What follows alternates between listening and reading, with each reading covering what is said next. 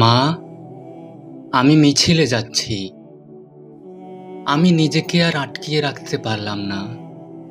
Sorry আব্বুজান, তোমার কথা অমান্য করে বের হলাম। স্বার্থপরের মতো ঘরে বসে থাকতে পারলাম না। আমাদের ভাইরা, আমাদের ভবিষ্যৎ প্রজন্মের জন্য কাফনের কাপড় মাথায় বেঁধে রাজপথে নেমে সংগ্রাম করে যাচ্ছে। অকাতরে নিজেদের জীবন বিসর্জন দিচ্ছে। একটি প্রতিবন্ধী কিশোর, 7 বছরের বাচ্চা, ল্যাংড়া মানুষ যদি সংগ্রামে নামতে পারে, তাহলে আমি কেন বসে থাকবো ঘরে?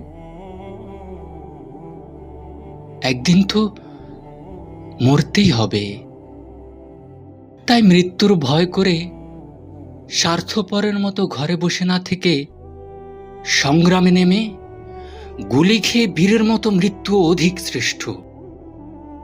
যে অন্যের জন্য নিজের জীবন বিলিয়ে দেয়, সেই প্রকৃত মানুষ। আমি যদি বেঁচে না ফিরি, তবে কষ্ট না পেয়ে গর্বিত হইও। জীবনের প্রতিটি ভুলের জন্য ক্ষমা চাই। ইতি আনাস।